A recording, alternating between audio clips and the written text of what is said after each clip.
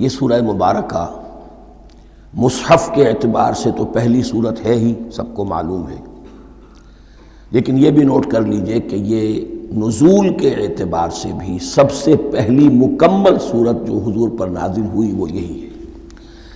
اس سورہ مبارکہ کو الصلاح قرار دیا گیا ایک حدیث میں۔ اس کا جو اسلوب ہے وہ دعا کا ہے، اور دعا کے ساتھ اس کی جو مناسبت ہے، اور پھر اسی کی وجہ سے ہماری نماز کا یہ جزو لا ینفک بنا دیا گیا۔ بلکہ ایک حدیث جو میں آپ کو سناؤں گا اس میں اسی کو نماز قرار دیا گیا، الصلاح یہی ہے۔ ویسے وہ حدیث مبارک موجود ہے، من لم یقرأ بفاتحۃ الکتاب لا صلاۃ لمن لم یقرأ بفاتحۃ الکتاب، جو شخص سورہ فاتحہ کی تلاوت نہیں کرتا اس کی کوئی نماز نہیں۔ اس کے حوالے سے بھی ہمارے ہاں دو مسلک ہیں، ذکر صرف اس لیے کر رہا ہوں کہ آپ کے علم میں ہو، ان میں کوئی بنیادی فرق نہیں ہے۔ کسی بھی ایک رائے کا انسان قائل اور حامل ہو سکتا ہے بغیر اس کے کہ دوسرے کو بالکل غلط قرار دے، بلکہ یہ کہ اس کے لیے بھی گنجائش اپنے ذہن میں اور اپنے دل میں رکھے۔ اور دوسری آیت یہ ہے کہ اس کا حصہ نہیں ہے۔ اسی اعتبار سے یہ کہ یہ سورہ مبارکہ نماز میں پڑھی جانی ضروری ہے، لا صلاۃ لمن لم یقرأ بفاتحۃ الکتاب۔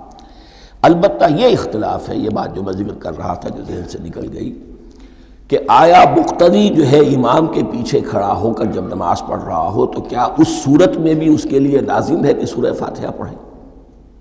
اس میں دو رائے ہو گئی، بلکہ تین۔ ایک رائے انتہائی ہے اور وہ فقہ حنفی کی طرف منسوب ہے کہ اگر آپ امام کے پیچھے مقتدی کی حیثیت سے نماز پڑھ رہے ہیں تو کسی بھی رکعت میں آپ سورہ فاتحہ نہیں پڑھیں گے۔ ایک دوسری بالکل برعکس رائے ہے، وہ امام شافعی رحمۃ اللہ علیہ کی ہے کہ ہر حالت میں چاہے امام جہری رکعت پڑھا رہا ہو جس میں وہ بلند آواز سے سورہ فاتحہ پڑھ رہا ہو، اور چاہے وہ سری رکعت ہو، ہر حالت میں مقتدی کو بھی پڑھنی ہے۔ ایک تیسری رائے بین بین ہے، وہ امام مالک کی ہے رحمۃ اللہ علیہ، کہ جو سری رکعت ہے جس میں کہ امام بھی خاموشی سے پڑھ رہا ہے مقتدیوں کو بھی پڑھنی چاہیے۔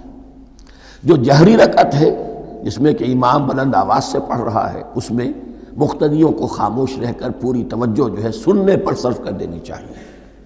اذا قرئ القرآن فاستمعوا له وانصتوا، جب قرآن پڑھا جا رہا ہو تو پوری توجہ اس کے پڑھنے پر مرکوز کر دو اور خود خاموش رہو۔